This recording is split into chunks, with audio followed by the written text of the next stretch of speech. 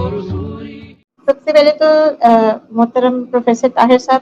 آپ کو بہت بہت مبارک. It was a really knowledgeable lecture. اتنا مطلب ڈیپلی آپ نے ایکسپلین کیا کہ مرزا صاحب کس طرح کانٹرڈکٹ کر رہے ہیں. اور میرے پاس تو جیسے ایک چھوٹی سی میں اس میں چیز ایڈ کرنا چاہ رہی تھی کہ جن لوگوں نے اس وقت مرزا صاحب کے اس نشان کو نہیں مانا ان کے متعلق مرزا صاحب نے بڑے زبردست قسم کے الفاظ بھی یوز کیے ہیں. اور کچھ میں نے تھوڑا سا اس دن ڈسکس بھی کیا تھا کہ خاص طور پہ نا عبدالحق غزنوی صاحب تھے جو اس وقت ان کے اس نشان کے بارے میں بار بار اپنے اشتہار میں لکھتے تھے کہ یہ پیشن گوئی پوری نہیں ہوئی. تو انہوں نے ان کو مرزا صاحب نے رئیس الدجالین کہہ کر پکارا. ان کی جلد ہے روحانی خزائن جلد 11 صفحہ 330 سے 334 اگر آپ دیکھیں گے تو وہاں پر انہوں نے اس پہ تھوڑی سی ڈیٹیل میں روشنی ڈالی اور انہوں نے اللہ تعالیٰ کی طرف سے 1000 مرتبہ لعنت کی صرف اس وجہ سے کہ ان کی اس پیشن گوئی کا انہوں نے انکار کیا.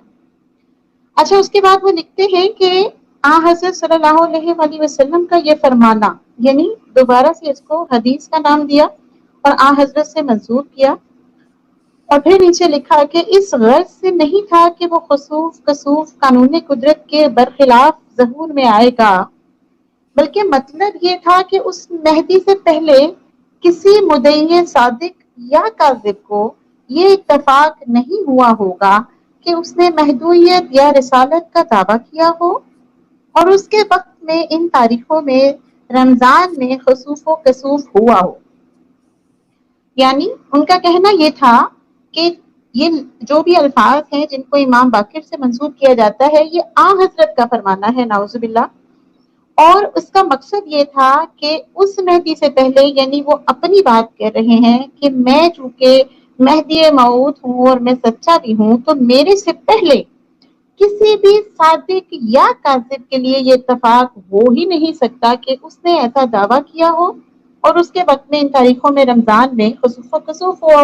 جبکہ پچھلے لیکچر میں نوید صاحب نے بڑا کلیئرلی ہمیں محمد جونپوری صاحب کا ڈیٹیل بتا کر یہ ہمیں سمجھا دیا اور ناسا کی پوری کیٹالوگ بھی ہمارے سامنے شو کی. ہمیں ساری چیزیں ہمیں تمام تاریخیں ڈیٹس ایوری تھنگ رمضان تھا نہیں تھا سورج اور چاند گرہن چاند کی کس کس تاریخ کو لگا بڑی وضاحت سے ایکسپلین کر دیا.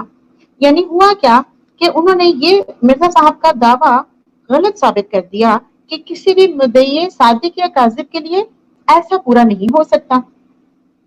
اچھا اور اس کے بعد پھر وہ یہ کہتے ہیں کہ اگر یہ ظالم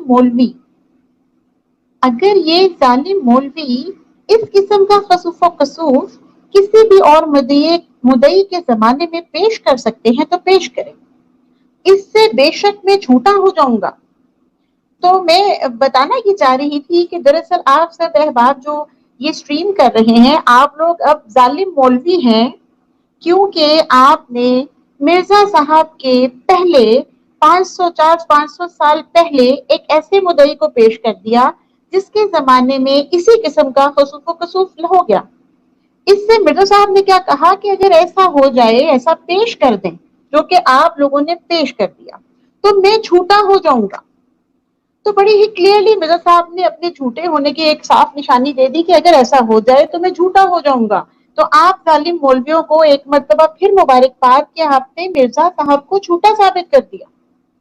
اور اس کے بعد پھر مرزا صاحب نے مزید لکھا کہ اب میں نے خوب تشریح کر کے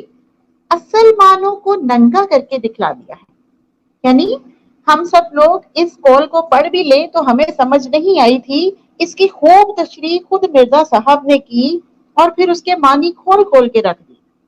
اب بھی اگر کوئی نہ سمجھے گا تو وہ پاگل کہلائے گا. اوپر مرزا صاحب نے کہا کہ اگر پہلے کسی مدعی کے زمانے میں ایسا ہوا ہو تو میں جھوٹا ہو جاؤں گا اور اب چونکہ انہوں نے ساری وضاحت کر دی اور تمام معنی کھول کر دکھا دیے تو اب اگر کوئی نہ سمجھے گا تو وہ پاگل کہلائے گا. یعنی اب اگر یہ ثابت ہونے کے بعد کہ مرزا صاحب سے پہلے بھی ایسا ہو چکا اور مرزا صاحب نے بھی وضاحت سے لکھ دیا اگر اب ثابت ہو جائے کہ ایسا ہو چکا ہے خصوف و کسوف مرزا صاحب سے پہلے کسی مدعی صادق یا کاذب کے لیے تو جو نہ سمجھے وہ پاگل ہے. ہم تو ہو گئے آپ تو ہو گئے ظالم مولوی اور جماعت احمدیہ جو اب سمجھ نہیں رہی وہ ہو گئے پاگل. اچھا اس کے بعد انہوں نے کہا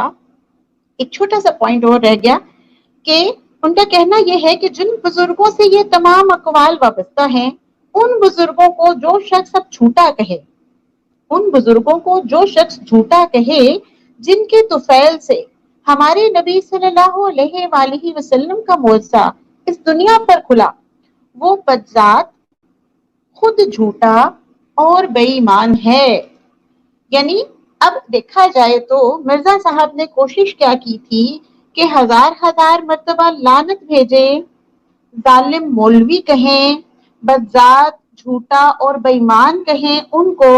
جن لوگوں نے ان کے اس بات کو، اس قول کو سچا نہیں کہا، اس کو جھوٹا کہا ہے۔ لیکن ہوا کیا ہے کہ مرزا صاحب خود بخود نوید صاحب کی اس اسٹریمنگ کے تمام اس کے جو کیا کہنا چاہیے ثبوت ہے ان کی نظر میں، ان کو دیکھتے ہوئے وہ خود یہ سب ثابت ہو گئے، وہ جھوٹے بھی ثابت ہو گئے، وہ ظالم بھی ثابت ہو گئے، بے ایمان بھی ثابت ہو گئے، اور ان کی جماعت نے جس نے یہ سب نہیں سمجھا وہ پاگل ٹھہرے۔ میں ذرا نا وہ پوائس اسپرٹ سے پوچھ لوں تو ہمیں یہ بتائیے گا کہ یہ جو ناسا ہے یہ کتنا ریلائبل ہے یا کیا ہے؟ اگر طاہر ڈار صاحب کو پتا ہے تو یہ بتا دیں، اگر پوائس اسپرٹ صاحبہ کو پتا ہے تو وہ بتا دیں ہمیں۔ بالکل چلیں جی محترمہ، کیا آپ اس بارے میں کچھ روشنی ڈالیں گی؟ جی السلام علیکم ورحمۃ اللہ وبرکاتہ۔ جی وعلیکم السلام۔ ناسا بیسیکلی جو ہے یہ یو ایس فیڈرل گورنمنٹ کا ادارہ ہے، اور یو ایس اے میں مطلب جب آپ اگر پیچھے چلے جائیں 60-65 سال پیچھے، تو سوویت یونین نے ایک اپنا میزائل لانچ کیا تھا سپوتنک، اس کی ڈیٹ تھی غالباً 4 اکتوبر 1957، اور انہوں نے چاند پر اپنا یہ بھیجا تھا satellite. At that time U S A کو یہ خوف تھا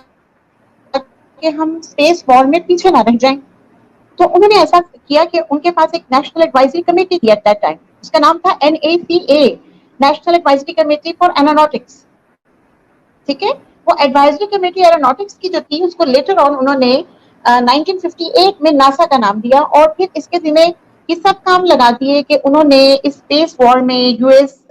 کو آگے لے کر آنا ہے اور باقی تمام جو کمپیٹیٹرز ہیں ان کو ہرانا ہے۔ اب ناسا کا کام بیسیکلی کیا ہے؟ بیسیکلی یہ ہے national aeronautics and space administration, NASA stands for national aeronautics and space administration, اور ان کا کام یہ ہے کہ انہوں نے لوور ارتھ کے جو آربٹ کی تمام میجرمنٹس کرنی ہے اور اپر ارتھ کی بھی میجرمنٹس کرنی ہے، یعنی جو زمین کے مدار ہے نا اس میں تمام میجرمنٹ سائنٹیفکلی جو ہے وہ یہ ادارہ کرتا ہے، ہمیں ویدر کے تمام پیٹرن سمجھاتا ہے،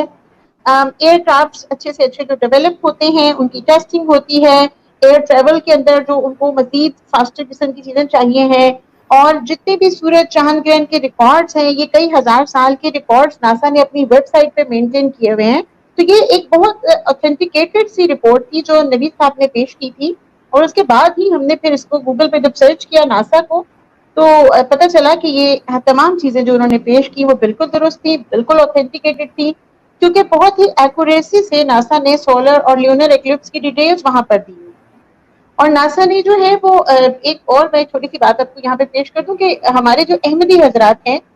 وہ مرزا صاحب کی کتابیں تو شاید یا پڑھتے نہیں یا پڑھ کر سمجھنا نہیں چاہتے، مگر جب بھی انہیں کوئی چیز چاہیے ہوتی ہے تو وہ حضرت مرزا صاحب کی بجائے حضرت گوگل پہ رلائی کرتے ہیں۔ تو آپ گوگل میں جا کر جب ناسا انٹر کریں گے تو آپ کو تمام ڈیٹیلز مل جائیں گی، اور اس کو میرا خیال ہے وہ ان کے نزدیک مرزا صاحب کی کتب کے علاوہ جو ہے ناسا جو ہے